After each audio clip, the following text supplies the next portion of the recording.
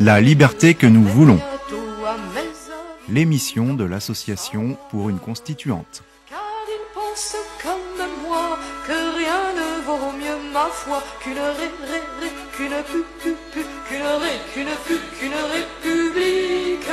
bien démocratique.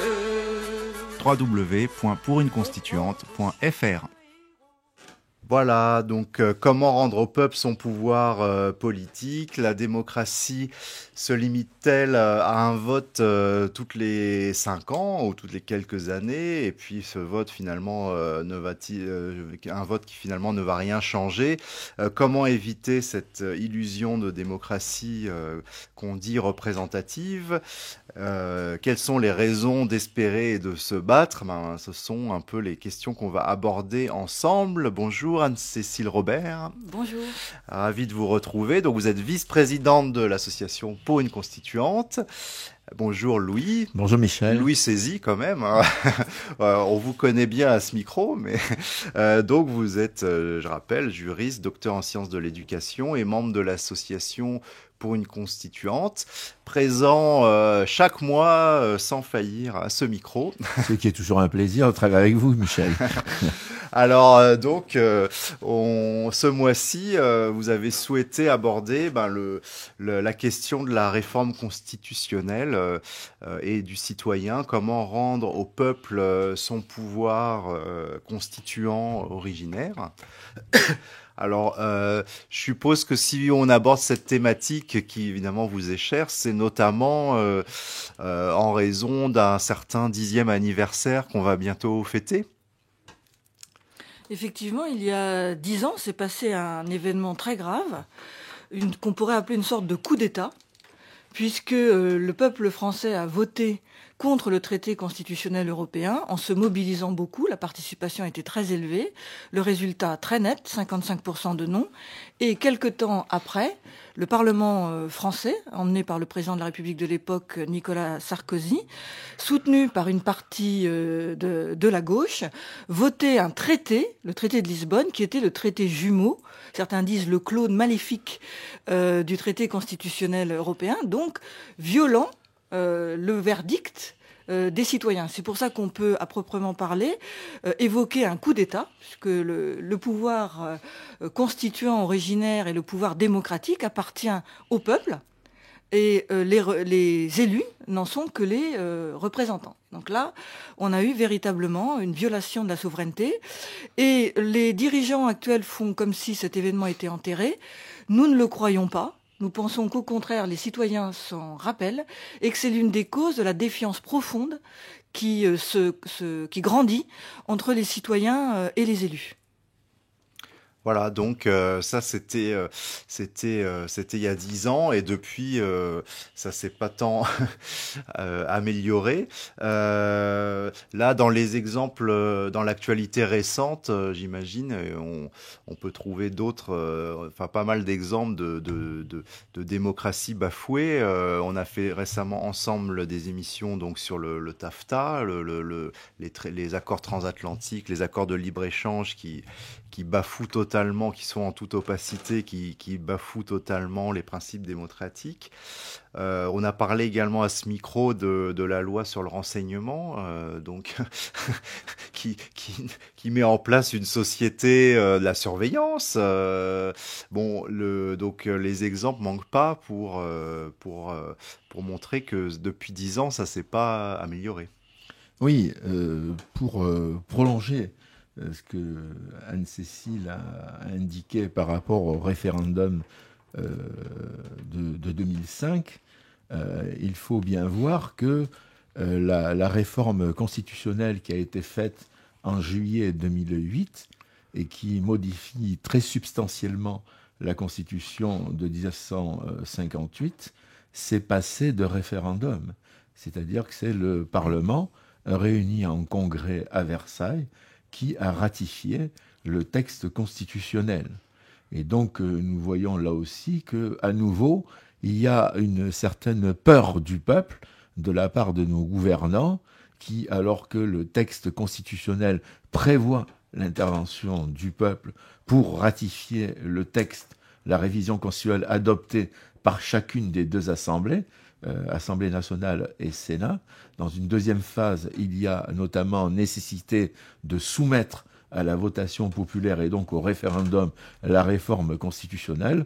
On voit que l'on fait fi de cette seconde phase et qu'il y a un déclin du référendum dans nos institutions de la Ve République, prévu par l'article 11 en matière législative, prévu par l'article 89 en matière de révision constitutionnelle, et que donc, de moins en moins, on invite le peuple à se prononcer sur des questions aussi fondamentales que la révision de la Constitution. Et au passage, d'ailleurs, une incidence, c'est que, alors que nous avons normalement et théoriquement une Constitution dite rigide, puisque pour la modifier, il faut appeler à des formes qui ne sont pas celles de la votation de la loi ordinaire, on constate que dans notre système politique, lorsqu'il y a contrariété entre un texte et la Constitution, et notamment un traité, et c'était le cas du fameux traité de Lisbonne, et la Constitution, c'est la Constitution qui est modifiée, et c'est le traité qui passe ensuite. Et cette Constitution, on la modifie par le vote acquis par un congrès réuni à Versailles, etc., etc. Donc il y a là une inquiétude à avoir quant au mode de fonctionnement de nos institutions par rapport au principe de la souveraineté populaire. Oui, Anne-Cécile. Louis Sézy vient de dire quelque chose qui me semble très très juste, une fois de plus, c'est que nos dirigeants ont peur du peuple. Et ça pose quand même un problème en démocratie, puisque la démocratie, c'est le pouvoir du peuple. Et là, on sent bien que les dirigeants, s'ils pouvaient gouverner en se passant du peuple, ça les arrangerait bien. Et dans ce drame qui se joue sous nos yeux, puisque c'est nos libertés qui sont en jeu, on voit bien les extrêmes droites pointer leur nez. Et l'une des sources de la popularité de Marine Le Pen, par exemple, c'est qu'elle dit aux citoyens « Je vous ai entendu ». Moi, je parle pour vous, je vous écoute, je suis un peu comme vous, ce qui fait un peu rire, parce qu'elle vient d'un milieu quand même assez aisé, pourrait-on dire, mais elle a bien compris cette souffrance des gens, ce besoin qu'ils ont d'être entendus, et donc elle dit, moi je serai votre porte-parole, et des fois c'est un petit peu l'aiglon de Rostand, ou les petits, les sans grade, enfin elle sort les violons, mais que les citoyens ne se laissent pas prendre, Marine Le Pen est pour la Constitution de 1958, qu'elle ne trouve pas du tout autoritaire. J'ai eu l'occasion de lui poser moi-même la question lors d'une conférence de presse. Et elle m'a dit, non, mais la Constitution de 58, elle est très bien. Ce président qui peut gouverner, mais c'est parfait. Et donc, si les Français s'imaginent qu'en votant pour Marine Le Pen, ils vont reconquérir du pouvoir, ils se trompent. Ils vont simplement donner à quelqu'un et à un parti politique qui est extrêmement autoritaire les outils d'asseoir encore plus sa domination, avec évidemment l'utilisation des médias, enfin du plébiscite, pour manipuler l'opinion. Et donc, pour prolonger ce que vous dites, si ce discours marche quelque part, il a une certaine, il opère en quelque sorte, c'est aussi parce que, comme vous le disiez avant, les représentants du peuple ont peur du peuple, ou en tout cas sont déconnectés du peuple. On a vu d'ailleurs dans la chronique d'avant que voilà, la représentativité, il n'y a pas du tout de représentativité, puisqu'au Parlement on a que principalement des hommes d'un certain âge, d'un certain milieu, donc qui représentent absolument pas la société française. Et on a une inversion même, on pourrait dire, de la légitimité, puisque les gens qui sont censés nous représenter, en fait, se sentent beaucoup plus responsables devant, par exemple, Bruxelles, la Commission européenne, que devant nous, les citoyens. Donc le système est complètement à l'envers. Les gens parlent, finalement, se font les représentants les dirigeants se font les représentants d'institutions internationales comme l'Union européenne et pas les représentants du peuple. Et quand les citoyens manifestent leur mécontentement, on leur répond de manière un peu policière, vous n'avez rien compris, vous n'êtes pas compétent, il faut laisser les gens sérieux diriger. Mais en fait, comme dirait l'autre, ça fait longtemps qu'on laisse les gens sérieux diriger et ça nous a pas amené beaucoup de progrès. Absolument. Alors, il y a effectivement, on a l'impression que c'est juste quelques mois avant les élections que là, les représentants se remettent un peu au service du peuple, ou en tout cas font semblant pour recueillir les voix. Et on oublie un peu qu'ils sont censés être à notre service tout le temps, quoi. Oui, et puis lors de ces élections, les partis politiques dans notre système bipartisan qui se disputent le pouvoir caricaturent un petit peu ce qui est censé être leur différence, leur divergence, etc. Alors que de fait, souvent, ils sont d'accord sur l'essentiel.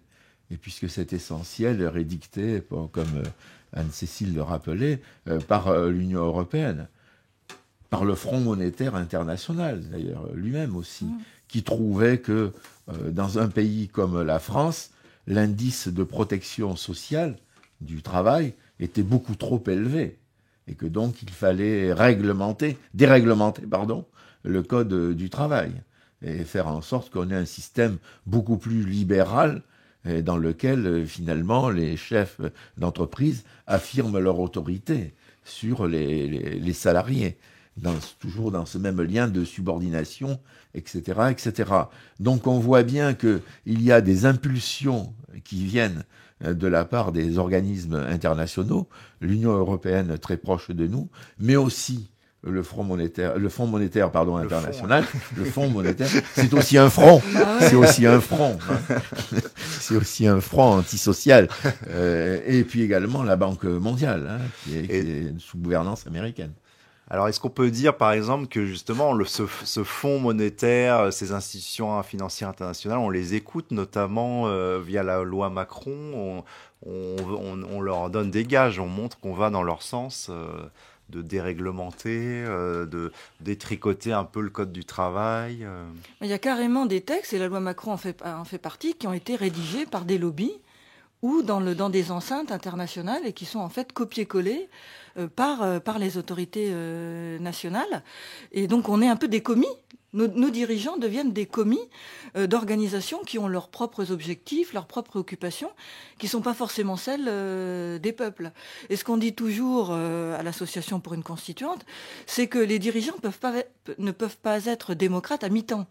C'est-à-dire, ils sont démocrates au moment des élections, c'est-à-dire ils se présentent devant les électeurs, et puis le reste du temps, ils prennent leurs ordres, puisque c'est de ça qu'il s'agit, ailleurs. Mais on ne voudrait pas non plus, Louis Sézy et moi-même, désespérer les gens. La situation actuelle, effectivement, quand on fait le bilan, on se dit, mais c'est l'horreur, on est sous une vague, on s'en sortira jamais. Nous, à l'Association pour une constituante, on est raisonnablement optimiste dans la mesure où on pense que les citoyens conservent un ouvre-boîte, conservent un outil pour sortir de cette crise. Et cet outil, c'est la réforme des institutions. Ça paraît complètement abstrait comme ça, mais imaginons un instant qu'on gouverne par référendum. Si la loi Macron était soumise à un référendum, on peut raisonnablement penser qu'elle ne passerait pas. Mais si M. Macron se présente à une élection demain, l'élection présidentielle, il sera probablement élu. Parce que le système institutionnel personnalise, enrégimente, dépolitise les enjeux. Et donc on a un contraste entre ce que les institutions produisent et les gens qu'elles mettent au pouvoir et ce que finalement les citoyens pensent sur le fond.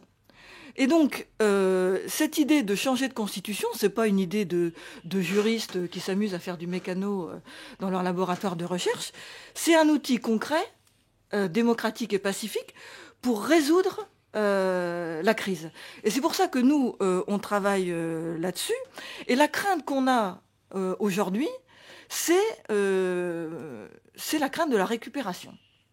Parce que, cher Michel Ezran, on sent bien que la classe dirigeante se rend compte aujourd'hui que la situation ne peut plus durer et que la démocratie est en crise. Il y a quelques années, ils le niaient, ils disaient mais non, tout va bien, c'est parce qu'on a mal communiqué.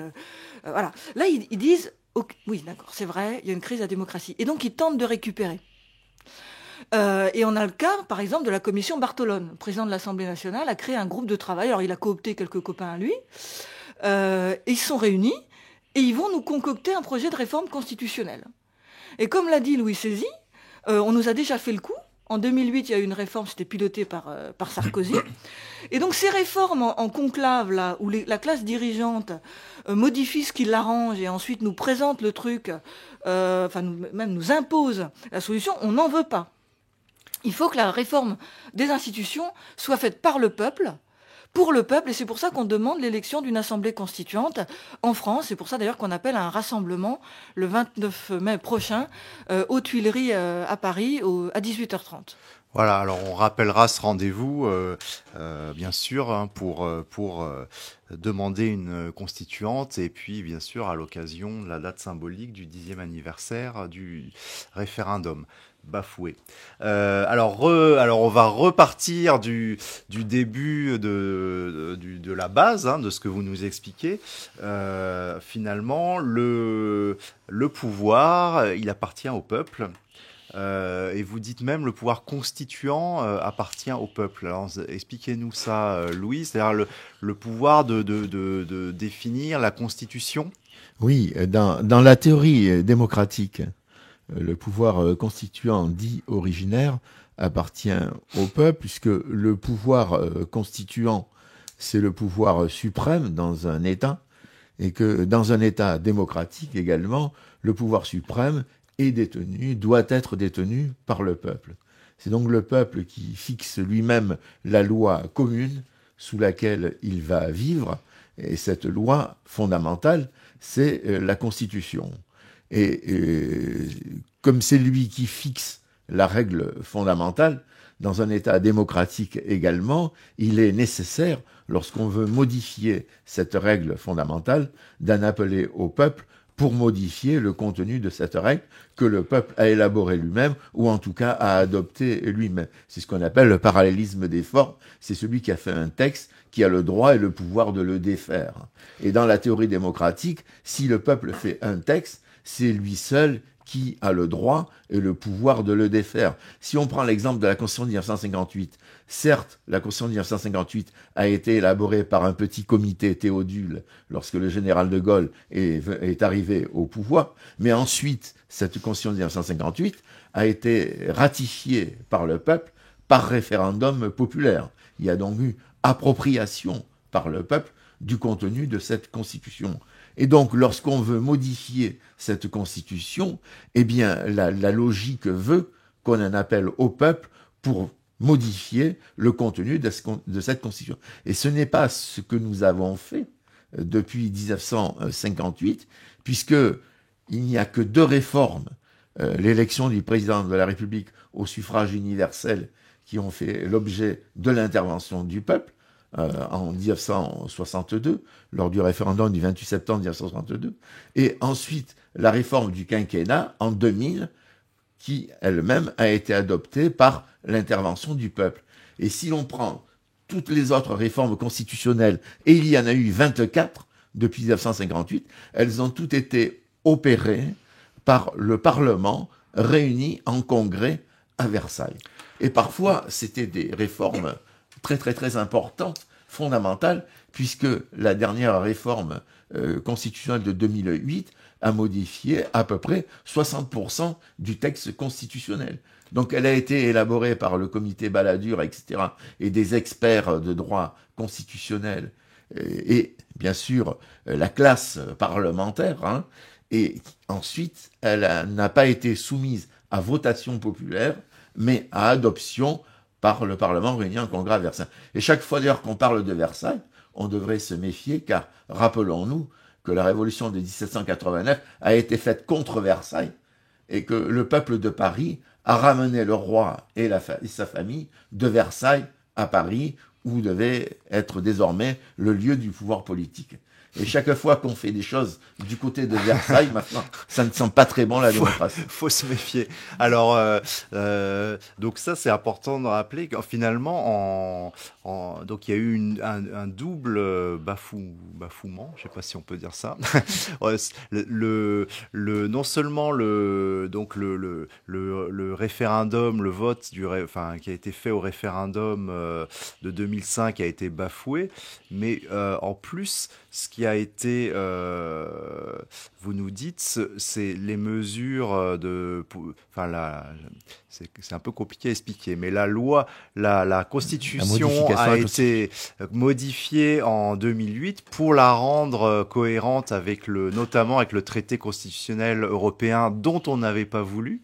Et cette réforme constitutionnelle a elle-même n'a pas été validée par un référendum. Tout à fait. Elle a été concoctée par le Congrès réuni à Versailles, qui a autorisé donc le Parlement français à ratifier le fameux traité de Lisbonne, dit simplifié, etc. Alors, qu'est-ce qu'il y avait, je sais pas si ça doit pas être simple à résumer, mais en gros, qu'est-ce que le traité de Lisbonne avait d'incohérent avec la Constitution, ou qu'est-ce qu'il a fallu modifier dans la Constitution française pour le rendre le traité constitutionnel? C'était la question des transferts de souveraineté. Parce que le traité de Lisbonne prévoyait à nouveau dans un certain nombre de domaines que des éléments de la souveraineté française, notamment en matière de défense et aussi pour, si je me souviens bien, la gestion de l'euro, soient transférés à Bruxelles. Et notre Constitution prévoit qu'en cas d'incompatibilité entre la Constitution et un traité, soit on rejette le traité, soit on modifie la Constitution. Et comme l'a bien rappelé Louis Sézy, nos dirigeants ont pris l'habitude de modifier constamment la Constitution et pas de modifier les traités. Ce que nos amis anglais ne font pas, eux, ils font exactement le contraire. Ils protègent leur constitution. Les Allemands également. Ils préfèrent protéger leur constitution et demander des modifications des traités, ce qui est plus conforme effectivement à la souveraineté populaire. Et le souci en France, c'est aussi notre Conseil constitutionnel. C'est-à-dire, on a le Conseil constitutionnel le plus conformiste et le plus soumis qui soit, puisqu'il ne voit jamais rien à redire dans les traités européens. Et lui dit, OK, vous pouvez modifier la Constitution, il n'y a pas de danger pour les principes fondamentaux de la souveraineté. Alors que, dans le même temps, la Cour constitutionnelle de Karlsruhe en Allemagne, elle trouve, par exemple, qu'il y a un déficit démocratique européen, que les droits du peuple allemand sont en danger. Et à propos de Lisbonne, la Cour constitutionnelle a exigé du gouvernement allemand que les droits du Parlement soient renforcés pour protéger la souveraineté et les libertés fondamentales du peuple allemand, parce que, a répété la Cour, les institutions européennes ne sont pas démocratiques. On rêverait en France d'avoir un Conseil constitutionnel aussi protecteur de nos libertés. Alors ça peut peut-être s'expliquer par la composition du Conseil constitutionnel, parce que finalement il est composé en gros des anciens présidents de la République. Si des personnalités qui sont nommées effectivement par le président de la République, par le président du Sénat et par le président de l'Assemblée nationale. Alors normalement, ils sont censés être nommés en fonction de leurs compétences, mais il y a aussi des membres de droit qui sont effectivement les anciens présidents de la République. Alors François Hollande nous a dit que lui, il ne siégerait pas, mais bon, comme il n'a pas toujours tenu ses promesses, je me permets de le rappeler, on peut douter aussi de celle-ci, mais il y a un problème de fond. Le Conseil constitutionnel, c'est un organisme indépendant. Donc quand on entend indépendant, on se dit c'est bien l'indépendance, mais il est indépendant de quoi? C'est-à-dire qu'il est indépendant des citoyens. Mais est-ce qu'il est indépendant des pouvoirs? Est-ce qu'il est indépendant de ses amis politiques? Quand on voit que ce sont des personnalités politiques qui dirigent le Conseil constitutionnel. Et du coup, on arrive à une situation où ce sont des gens non élus qui vont sanctionner ce qu'ont voté nos représentants, eux, démocratiquement élus. Donc il y a quand même un problème, il y a un problème politique de fond dans l'existence même d'un Conseil constitutionnel. Alors, donc, donc il y a ce problème du Conseil constitutionnel. Il y a le problème que vous l'avez dit, on respecte pas, on n'a pas recours suffisamment, notamment au référendum. Euh, oui, À ce sujet, depuis quelque temps, on entend les dirigeants dire, quand il y a une manifestation dans la rue, ce n'est pas la rue qui gouverne. Et je me souviens notamment pour la réforme des retraites. Il y a eu des manifestations, des millions de personnes au total, de citoyens qui sont descendus dans la rue pour contester la réforme, on devrait dire la destruction des retraites programmée par le gouvernement Sarkozy. Et on avait les ministres qui disaient, mais enfin, c'est pas la rue qui gouverne. Alors certes, dans les démocraties représentatives, ce n'est pas la rue qui gouverne. Mais quand on a des manifestations aussi importantes, répétée, constante, sur un sujet qui par ailleurs avait fait l'objet d'un engagement du président de la République, puisque pas plus que François Hollande, Nicolas Sarkozy n'était respectueux de ses promesses de campagne, puisqu'il avait dit, souvenez-vous, qu'il ne toucherait pas aux retraites. Quand on a ce type de manifestation, ça veut bien dire qu'il y a un doute sur la légitimité de ce que le gouvernement est en train de faire. Donc il faut que les dirigeants se rappellent qu'en dernier ressort, ils ne sont que les mandataires du peuple. Et que si on leur a donné un mandat, ce mandat n'est pas un blanc-seing, c'est pas un chèque en blanc. Et ils doivent, à un moment donné, si un doute existe sur ce qu'ils font, revenir vers la casse-peuple. Et on évoquait tout à l'heure 1789. Je pense que ce n'est pas un hasard si depuis des années, d'une part, on détruit l'enseignement de l'histoire à l'école, et si d'autre part, on oublie de parler de la Révolution française, et que quand on en parle, c'est pour en dire du mal.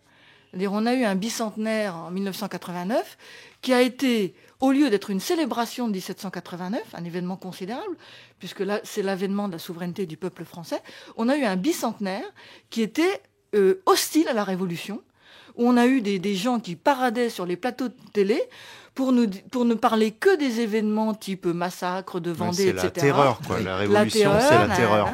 Voilà. Alors que le 1789, c'est la Déclaration des droits de l'homme et du citoyen, c'est l'abolition des privilèges, c'est le transfert de souveraineté du roi à la nation. C'est un mouvement populaire très rare quand même dans l'histoire et dans le monde. Il y a très peu de pays qui peuvent se vanter d'avoir cet événement-là, qui est que notre peuple s'est levé en masse pour réclamer la démocratie. On a été l'un des premiers pays en Occident à installer le suffrage universel, alors masculin certes, mais quand même, le suffrage universel et l'abolition de l'esclavage. La première abolition de l'esclavage, c'est 1794. Et ce n'est pas une anecdote, parce que ça veut dire que pour les Français, l'avènement de la démocratie n'avait pas de couleur. Alors que dans le même temps, de l'autre côté de l'Atlantique, les Américains qui faisaient leur révolution, eux, votaient le maintien de l'esclavage. Donc on a une tradition en France qui est une tradition démocratique et populaire et qui est antiraciste à la base. Et ça, il faut le rappeler. En ce moment, on s'interroge sur la cohésion nationale, mais nos dirigeants feraient bien de réactiver cette mémoire-là. Les Français, en 1789, ils ont considéré que la démocratie et les libertés devaient s'appliquer à tout le monde, y compris aux Noirs des colonies, et ils ont voté dans un enthousiasme indescriptible. On a les procès-verbaux de séance. Les députés tombaient dans les bras les uns des autres en s'embrassant parce qu'ils abolissaient l'esclavage. Voilà, donc ça, effectivement, on pourrait gagner à rappeler tout ça, notamment par les temps qui courent. Alors, donc fort de ce constat et de ces rappels très utiles, qu'est-ce qu'on pourrait faire que faire maintenant? Comment avancer vers cette procédure constituante? Il faut rendre au peuple son pouvoir constituant originaire dont il a été dépouillé depuis 1793.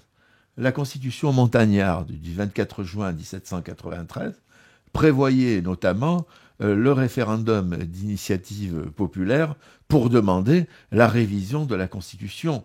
Il fallait que dans la moitié des sections plus une y ait une telle demande pour que puisse être ensuite organisé donc un référendum sur la nécessité de modifier le texte constitutionnel. Cette initiative populaire a complètement disparu par la suite et on s'est enfermé dans un canevas purement représentatif où finalement l'initiative de la révision du texte constitutionnel appartenait au Parlement par la procédure qui était prévue, avec parfois, bien sûr, à partir de 1946, intervention par référendum du peuple pour ratifier les choses. Sauf que quand même en 1946, on avait élu une Assemblée nationale constituante pour chargée d'élaborer le texte constitutionnel. Et il y en a eu deux d'ailleurs, et la seconde, le texte constitutionnel élaboré par la seconde, a finalement été adopté en 1946. Il faut donc retourner un petit peu aux sources du pouvoir, qui appartient donc au peuple, et organiser l'élection d'une Assemblée nationale constituante. Mais cette élection d'une Assemblée nationale constituante, nous la voulons très proche du peuple. C'est-à-dire qu'il faut que d'abord le peuple s'empare du débat constitutionnel, et il faut que les débats s'organisent au niveau des communes, ensuite au niveau des départements, avec chaque fois élection des délégués pour aller siéger au niveau supérieur jusqu'à ce qu'on arrive à une Assemblée nationale constituante chargée d'élaborer le nouveau texte constitutionnel. Donc il faut rendre ce pouvoir au peuple qui est capable de penser en termes constitutionnels, savoir comment on doit organiser les pouvoirs publics, savoir quels sont les principes fondamentaux qui doivent être énoncés, etc. Le peuple est parfaitement capable de se saisir de ce type de problème. C'est un problème qui est purement politique, ce n'est pas un problème technique. Et donc, par conséquent, le peuple est parfaitement à même de statuer lui-même sur ce qui est bon pour lui, ce qui est bon et souhaitable pour son bonheur. Et donc, il faut retourner à la source du pouvoir. Il faut revenir vers le peuple qu'on a un petit peu oublié. Voilà, donc que ces débats s'organisent. Alors, dans quel cadre ça peut se faire Je sais que vous avez des cercles locaux dans l'association pour une constituante, d'une part. Et puis, deuxième question, il faut comment faire en sorte que les gens comprennent que déjà ils peuvent se saisir de ces questions et qu'elles ne sont pas si éloignées de leurs problématiques, parce qu'on pourrait penser, bon, moi j'ai d'autres soucis quotidiens que de penser à la future constitution. Donc il faut que les gens comprennent que finalement c'est leur intérêt immédiat de se saisir de ces questions. Anne-Cécile. Il faut effectivement que le processus soit le plus décentralisé possible et le plus ouvert, parce que le risque auquel on est confronté aujourd'hui, c'est la récupération par des partis politiques. Et aujourd'hui, on voit se créer des mouvements, soi-disant pour une 6e République, qui sont en fait les faux-nés de certains partis politiques ou de candidats futurs à l'élection présidentielle. Donc il faut que les citoyens soient très vigilants. Nous, notre association n'est liée à aucun parti politique. On y tient beaucoup et on tend et on souhaite rassembler tous les citoyens, qu'ils soient de droite comme de gauche. Parce que le peuple français, il n'est ni de droite ni de gauche, c'est le peuple français, c'est-à-dire c'est une communauté politique de citoyens qui doit reconquérir sa souveraineté. Et l'enjeu que vous avez souligné, Michel Ezran, il est effectivement très important. Comment montrer aux citoyens que la constituante, c'est pas un enjeu abstrait, c'est un enjeu concret. C'est effectivement en prenant des exemples concrets. On citait tout à l'heure la réforme des retraites. Si on avait été dans une constitution démocratique, cette réforme n'aurait jamais passé, parce que soit les citoyens l'auraient invalidée par référendum, soit les dirigeants se seraient sentis illégitimes à la faire passer. Donc on voit bien qu'il y a, y compris sur les questions sociales, un lien entre les inégalités, la souffrance sociale et la nécessité de réformer les institutions. Et je note au passage, je ne sais pas si vous avez remarqué les élections au Royaume-Uni il y a 8 jours, eh bien, les dirigeants des 2 partis battus ont démissionné. En France, on rêverait d'avoir ce sentiment de responsabilité de la part des élus. Il faut donc renouer avec un respect du peuple, avec un respect des citoyens. Et cela passe par la décentralisation, au sens où c'est probablement au niveau des communes. Nous, on ne croit pas aux grands volapucs, aux grands rassemblements, on pense que c'est les citoyens qui doivent s'auto-organiser, notamment au niveau communal, pour organiser l'élection de l'Assemblée constituante et définir eux-mêmes ce qu'ils estiment les sujets prioritaires dont se saisira la constituante, qui peut parler de tout. La constituante sera souveraine et pourra traiter de tous les sujets, y compris la construction européenne, le climat, la sécurité sociale, le chômage. Elle a les mandats les plus larges. Alors donc les débats s'organisent localement, hein, et on va définir comment, dans un premier temps, comment élire l'Assemblée constituante. Donc c'est un processus en plusieurs étapes. On définit les modalités de cette élection, parce qu'évidemment, j'imagine que le but, ce n'est pas de se retrouver avec une assemblée constituante qui est en fait l'assemblée de Versailles, si possible, sinon ça ne changera rien. Vous avez raison, il y a des gens qui proposent que l'Assemblée nationale actuelle se transforme en constituante. Ça, c'est une catastrophe. Parce que ça, c'est la tentative de récupération du système. Le système sent qu'il y a un problème, donc nous qui sommes le problème, on va se transformer en solution. Donc là, il faut vraiment que les citoyens soient vigilants et qu'ils réclament l'élection d'une constituante. Voilà. Ils n'arrivent déjà pas à limiter le cumul des mandats. Donc, on voit mal comment ça pourrait se renouveler de soi-même. Alors, nos cercles locaux, ils réfléchissent justement à quelle serait la meilleure procédure pour avoir un vrai renouvellement et qu'on ne retrouve pas les mêmes têtes que celles qu'on a aujourd'hui. Alors, il y a une fourmilière d'idées. Certains pensent qu'on devrait empêcher ceux qui sont actuellement élus de se présenter à la constituante. D'autres pensent qu'il faut avoir un quota de partis politiques. D'autres pensent qu'il faut interdire aux partis politiques actuels de se présenter. Mais je me tourne vers Louis, il y a plein d'idées qui peuvent permettre un vrai renouvellement, y compris le mode de scrutin d'ailleurs. Tout à fait.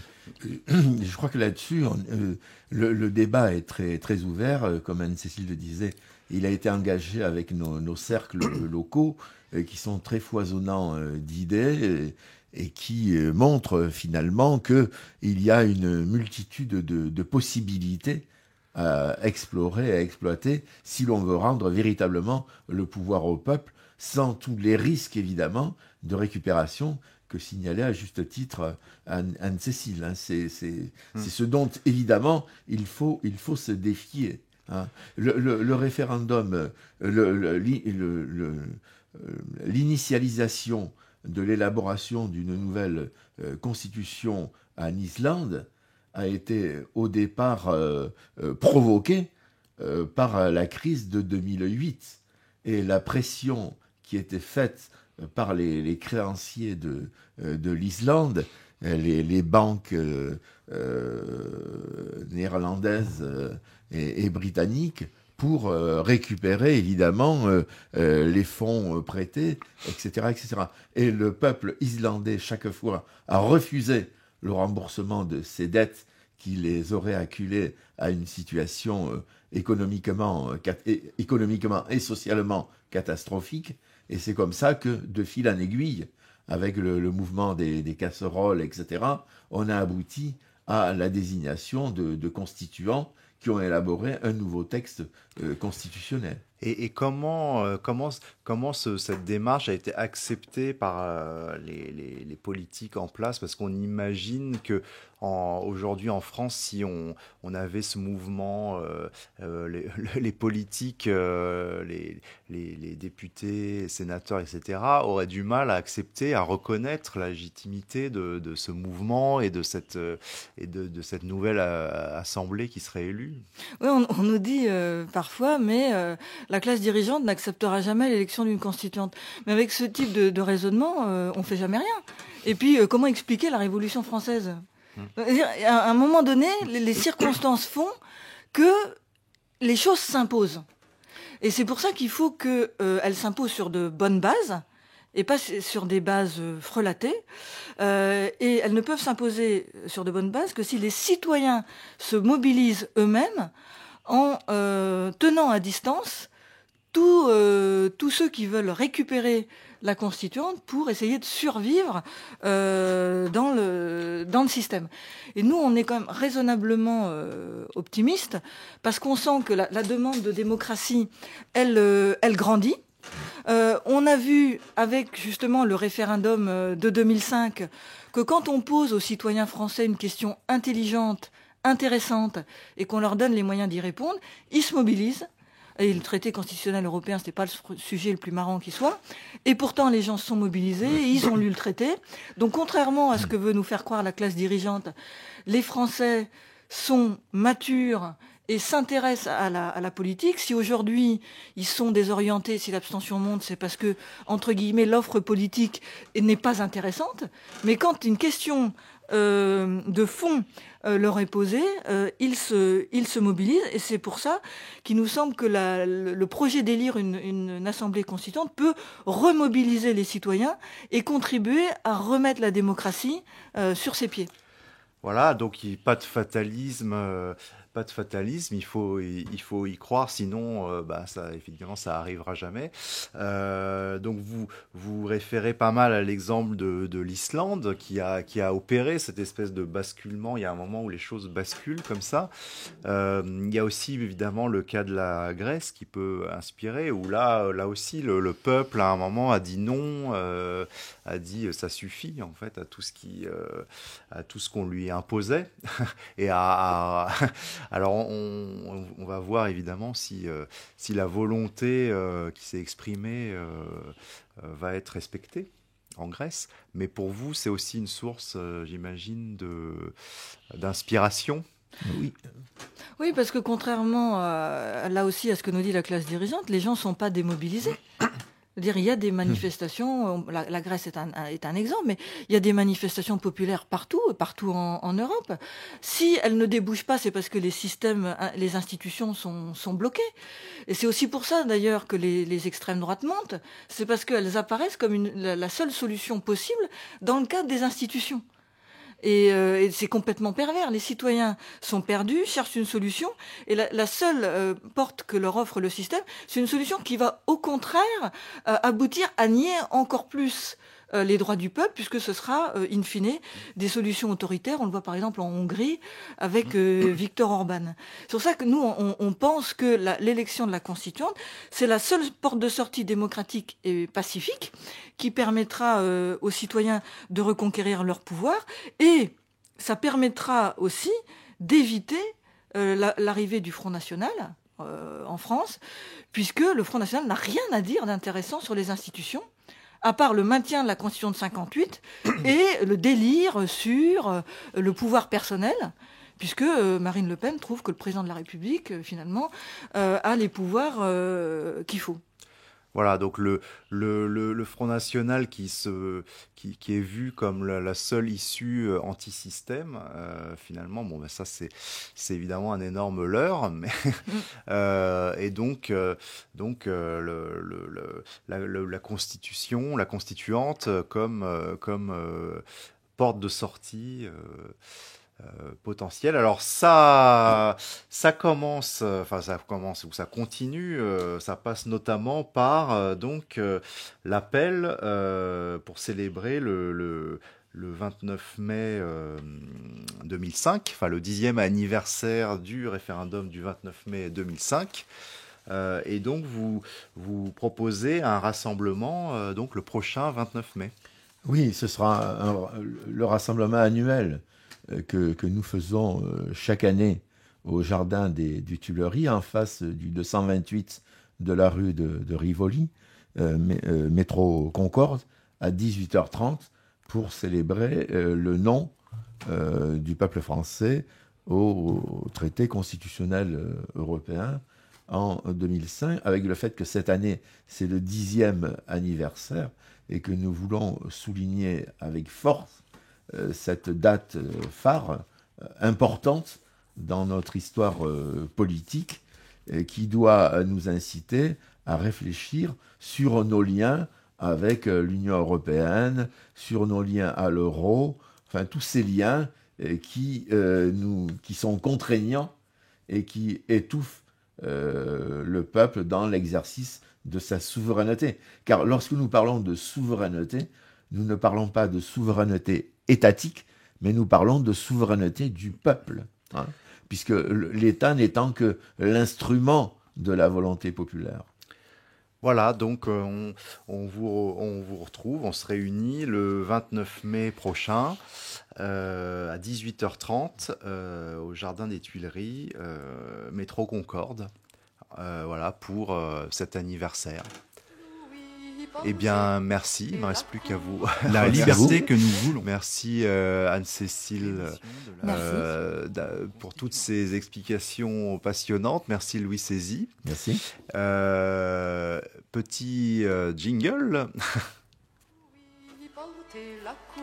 La liberté que nous voulons. L'émission de l'association pour une constituante. Car il pense comme moi que rien ne vaut mieux ma foi qu'une république